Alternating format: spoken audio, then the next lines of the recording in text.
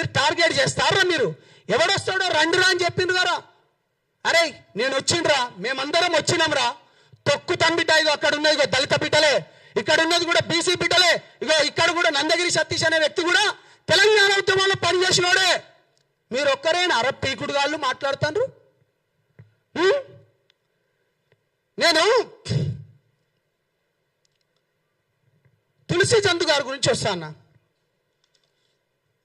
తను ప్రతిసారి నాకేం తప్పుంటే మీరు క్వశ్చన్ లేని మళ్ళీ మళ్ళీ మళ్ళీ చెప్తున్నా, నేను మోడీ ఉన్న సేఫ్టీ సున్నా అట. అరే అన్న, ఎర్రకోట దగ్గర తీవ్రవాదులు ఎవడో వచ్చి వాడు కార్ల ఎక్స్పోజ్ పెట్టి చంపివేస్తే అన్న ఇగో ఇక్కడ కింద సెన్సెక్స్ కూడా ఉందన్న. బీజేపీ పార్టీ రానప్పుడు ఎన్ని దాడులు జరిగినాయి అంటే కేంద్రంలో బీజేపీ పార్టీ రానప్పుడు ఎన్ని దాడులు జరిగినాయి, బీజేపీ వచ్చిన తర్వాత ఎంత తక్కువ చేసింది అనేది.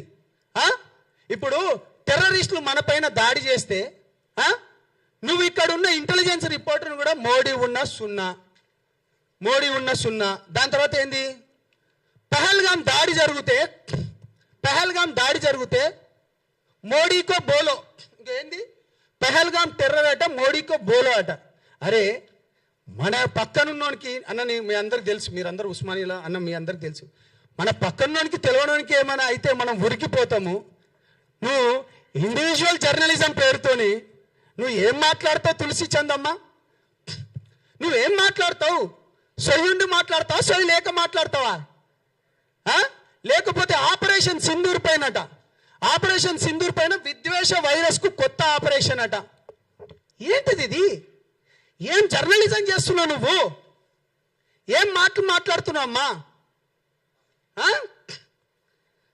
అదేవిధంగా గౌరవనీయులు పాషం యాదగిరి అన్న, ప్రొఫెసర్ నాగేశ్వరరావు గారిది నేను ఎక్కువ వీడియోలు నేను చూడను, కానీ నీది నేను మంచిగా చూసేటోనన్నా. నువ్వు మాట్లాడితే చాలా మంచిగా మాట్లాడుతావు. ఎందుకంటే గత ప్రభుత్వంలో ఉన్నప్పుడు కూడా ఏంది అప్పుడున్న ముఖ్యమంత్రులు కూడా ఏ విధంగా మాట్లాడతారో, ఏ విధంగా పనులు చేస్తారో చెప్పేటోను. నీకు కాటికి కాలు చాపుతున్నావు నువ్వు కూడా ఇట్లా మాట్లాడడం పద్ధత అన్న? నువ్వు గౌరవం ఉందా అన్న? నువ్వు మాట్లాడే ఏమైనా ఇంగిత జ్ఞానం ఉందా అన్న? నువ్వంటే నాకు గౌరవం ఉందన్న, బుద్ధి ఉండాలి కదరా అన్న. నీకు ప్రేమతో అంటున్నా, అరే రా అని అడ్జస్ట్మెంట్ చేసుకో, ఏం కాదు. మా అధ్యక్షుడి గురించి అన్న ఒకటి. అరే పాషం యాదగిరి అన్న, ఏం మనిషిరా అన్న నువ్వు? 5 పెళ్ళిళ్ళు చేసుకో, నిన్నెవడు చేసుకోవద్దన్నాడు? రాజ్యాంగబద్ధంగానే చేసుకున్నాడు గారా. ఏంద్రా ఈ పెళ్ళిళ్ళ గోలా? ప్రతిసారి ముండా కొడుకులకు అరే మొగోడు చేసుకున్నారా పై బాజాప్తగా చెప్తున్నా, తెలంగాణ ముచ్చట్లే చెప్తానా. ఏంద్రా మీ బాధ? రాజ్యాంగం ప్రకారమే చేసుకున్నాడు. ఏనంటే 3 పెళ్ళిళ్ళు. అరే వేషాలు వేసేటోళ్ళు, బూడిదలు పూసుకునేటోళ్ళు నీకు వద్దన్నమన్న.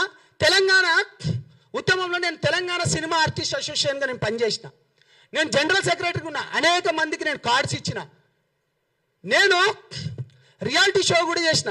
మరి తెలంగాణ వచ్చినప్పుడు ఇదే రసమై బాలకిషన్ అన్న అప్పుడు ఒక మంత్రిగా ఉండేటోడు 7 ఎకర్ల మీటింగ్ కూడా జరిగింది. అప్పుడు నాగార్జున గారు, చిరంజీవి గారు కూడా వచ్చింది అనుకుంటా. దాని తర్వాత చాలా మంది హీరోలు వచ్చిండ్రు. తెలంగాణ ఆంధ్ర ప్రాంతం విడిపోయినప్పుడు ఇది మీకు తెలవాలి కాబట్టి చెప్తాను. ప్రతిసారి సినిమాలు మీవి, బూడిదలు మీ తెలవాలిరా భయ్. మీకు 300 కోట్లు ఉండే అప్పుడు తెలంగాణ మన తెలుగు ఫిలిం ఛాంబర్లో. అప్పుడు అది ఏపీ ఫిలిం ఛాంబర్ అని ఉండే. 300 కోట్లు ఉంటాయన్నా మీకు తెలవాలి. నేను చెప్పిన, అరే మీరు 150 కోట్లు తీసుకోండి, మేము 150 కోట్ల లెక్క తీసుకుంటాం. అప్పుడున్న తేజాతోని, దాని తర్వాత ఇప్పుడు ఇతను ఉన్నాడు కదా రాణా వాళ్ళ ఫాదర్ పేరు సురేష్ బాబు, వాళ్ళతోని మాట్లాడుకొని మేము అప్పుడు ఒక స్కూల్ కూడా పెడదాం అనుకున్నాం. అరవింద్ గారితో కూడా నేను అప్పుడు మాట్లాడినా. అటువంటిది తెలంగాణ వచ్చిన తర్వాత నీ తెలంగాణ వచ్చింది, అయిపోయింది. మరి ఎవడు విడగొట్టలే? మరి దాన్ని ఎవడు తీయలే? మరి ఇప్పటిదాకా 13 ఏళ్ళు అయింది. ఒక ఫిలిం ఛాంబర్ ఏమైనా ఉందా?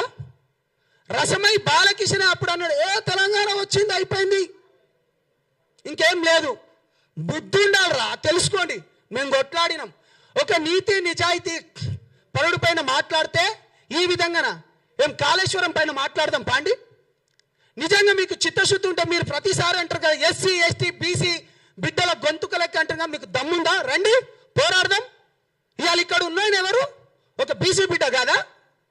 ఒక బీసీ బిడ్డకు నామినేటెడ్ పదవి ఇయ్యలేదా? ఇక్కడ హిమైత్ నగర్లో టీటీడీ బోర్డు చైర్మన్ ఆ టెంపుల్కి, ఇంకో అతనికి మహేందర్ రెడ్డి గారికి మన బోర్డు మెంబర్ ఇయ్యలేదా? ఏం మాట్లాడుతున్నావు నువ్వు? నిజంగా ఇన్ని విషయాలలో పవన్ కళ్యాణ్ గారు చేసిన పని ఏంటిది? ఏం తప్పు చేసిండు అంటే 6 ఏళ్ల పాప చనిపోయినప్పుడు, చైత్రాబాయి అని చనిపోయినప్పుడు తన గురించి వచ్చి కొట్లాడడం పవన్ కళ్యాణ్ గారు జనసేన పార్టీ చేసింది తప్ప దాంట్లో ఉన్నందుకు?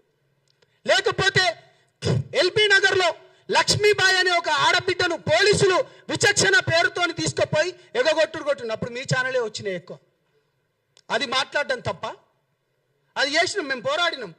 యురేనియంకి వ్యతిరేకంగా ఒక చెంచు బిడ్డ అయినోడు ఆయన తీసుకొని వచ్చి మిగతా రాజకీయ పార్టీలందరినీ కూర్చోబెట్టి మాట్లాడి దాన్ని ఆపడం తప్ప? దాని తర్వాత ఇంటర్మీడియట్ బలిదానాలు కావచ్చు, లేకపోతే ఇంజనీరింగ్ కాలేజీలలో వేల కోట్ల స్కామ్ జరుగుతుంట, వాళ్ళు ఉన్న ఫీజు కంటే ఎక్కువ తీసుకుంటా అంటే అది దానిపైన పోరాటం చేసింది తప్ప? లేకపోతే తులసి చంద్ గారు మొన్న మీరు మంగ్లీ కేసు 9 మంది చనిపోయినరు, మీరు మంగ్లీని తీసుకొని వచ్చి ప్రెస్ మీట్ పెట్టిండ్రు, పాడ్కాస్ట్ చేసిండ్రు, కానీ బాధితులను తీసుకొని వచ్చి చేసినావా అమ్మా నా బంగారు బిడ్డ? మీరు బాధితుల తరపున మీరు ఎప్పుడు లేరు. 9 మంది చచ్చిపోతే కొట్లాడింది నేను. మేం పోయి అక్కడున్న తమ్ముడు గిరిజన సంఘాల నుంచి అశోక్ కానీ, లేకపోతే సేవాలాల్ సేన మైదాన ప్రాంతం వాళ్ళు మన రఘురాం కొట్లాడిండు. ఎప్పుడైనా నువ్వు కొట్లాడినవా అమ్మా? ఏం మాట్లాడుతావమ్మా నువ్వు? లగచర్ల భూములకు రైతులకు బేడీలు వేసినప్పుడు జనసేన పార్టీ కొట్లాడింది. కాబట్టి మీడియా మిత్రులందరికీ నేను మళ్ళీ చెప్తున్నా, చేతులెత్తి దండం పెడుతున్నా, తెలంగాణ ప్రాంతం అనేది మనని ఒక్కసారి అన్నా అంటే గుండెలకు హత్తుకునే ప్రాంతము, మనము గుండెలలో పెట్టుకొని చూసుకునే ప్రాంతము. అంతేగాని ఇష్టం వచ్చినట్టు అరే బక్క జడ్సన్ నువ్వంటే నాకు ఇష్టం అన్న ప్రేమతోనే తిడతాను, నీ తమ్ముడు లెక్క. బుద్ధి ఉండాలి. ఇంకా నీకంటే ఎక్కువ బూతులు బ్రహ్మాండంగా మాట్లాడతా. ఏం మాటలు మాట్లాడినారు వెదవా, చెక్కగాడు, లేకపోతే బుద్ధుందా, తొక్కుతా అంటావు. అరే ఇది ప్రజాస్వామ్యం రా భయ్. నీకెట్లా మాట్లాడాలి, రాజకీయ పార్టీలు ఏ విధంగా పోటీ చేయాలో రాజ్యాంగం మాకు కూడా కల్పించింది, ఆ హక్కు మాకు కూడా కల్పించింది. కాబట్టి విశ్లేషణ పేరుతోని నేను చివరిగా మాట్లాడే ముందన్నా, మోదీ గారు భారతదేశానికి అత్యున్నత 2వ ప్లేస్లో ఉన్నది అమిత్ షా గారు. ఒక రాష్ట్రానికి ఉప ముఖ్యమంత్రిగా ఉన్న పవన్ కళ్యాణ్ గారు, ఒక మంత్రివర్యులు ముగ్గురు మాట్లాడుతున్నట నాకు సోర్స్ వచ్చిందట. ఇప్పుడు పవన్ కళ్యాణ్ గారిని అట అమిత్ షా గారు క్లాస్ తీసుకున్నారు, లేకపోతే జగన్ గారి గురించి ఇది మాట్లాడిండ్రు అని చెప్పడం వేరు, మాట్లాడేసిండ్రు అని చెప్పడం వేరు. నేనేమంటున్నా, నువ్వు ఆల్రెడీ జరిగిపోయిందని చెప్తున్నా. నువ్వు పెట్టాలిగా, నువ్వు ప్రొఫెసర్ నాగేశ్వరరావు రిటైర్డ్. కాబట్టి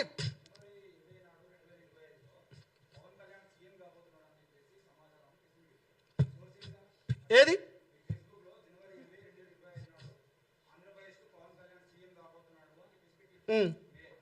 అవును,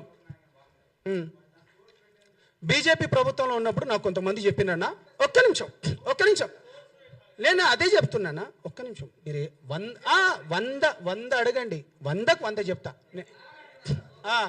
సోర్సు బీజేపీలో ఉన్నారు. ఇప్పుడు మన ఓల్డ్ పీజీ హాస్టల్ దగ్గర మన అనేక, ఒక్క నిమిషం నేను అదే చెప్తున్నా. వినండి.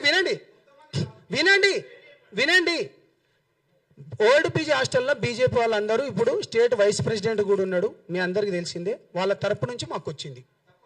ఏది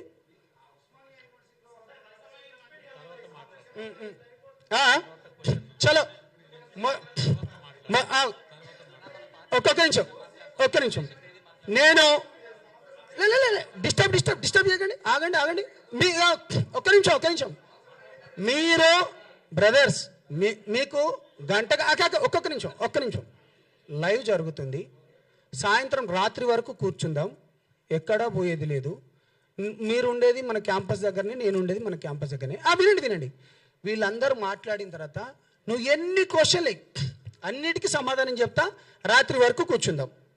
బాజాబ్తా చెప్తున్నాం, హిందూ ధర్మం పైన, దేశం పైన మాట్లాడుతున్న పవన్ కళ్యాణ్ గారిని వ్యక్తిగత హననం పేరుతోని, విశ్లేషణ పేరుతోని కానీ, లేకపోతే ఇండివిజువల్ జర్నలిజం పేరుతో కానీ మీరు ప్రజాస్వామ్యంలో రాజ్యాంగం ఏమిచ్చిందో దానిపైన మీరు మాట్లాడుకోండి, మేము కాదనడం. కానీ వ్యక్తిగత హననానికి పోతే బాగుండదు, తస్మత్ జాగ్రత్త వెళ్ళారు అంటున్నా. మిత్రుడు మన నందగిరి సతీష్ గారు మాట్లాడతారు, తెలంగాణ ఉద్యమంలో పనిచేసిన వ్యక్తి.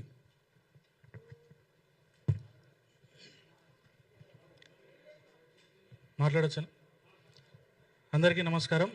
నా పేరు నందగిరి సతీష్, కుత్బుల్లాపూర్ నియోజకవర్గం, జనసేన పార్టీ కార్యకర్తని. ముఖ్యంగా మాట్లాడేది ఏంటంటే, నిన్న ఇదే సోమాజిగూడ ప్రెస్ క్లబ్లో ప్రొఫెసర్ నాగేశ్వరరావు గారికి మద్దతుగా తెలంగాణ క్రాంతి దళని ఒక రౌండ్ టేబుల్ సమావేశం ఏర్పాటు చేసుకున్నారు. అందులో వాళ్ళు మాట్లాడిన తీరు కానీ, మా అధినేత పవన్ కళ్యాణ్ గారి గురించి వాళ్ళు మాట్లాడిన మాటలు కానీ జనసేన పార్టీ శ్రేణులకు కావచ్చు, యావత్ భారతదేశంలోనే ప్రపంచ స్థాయిలో ఉన్న పవన్ కళ్యాణ్ గారి అభిమానులు కావచ్చు నచ్చలేదు. ఎందుకంటే అది తెలంగాణ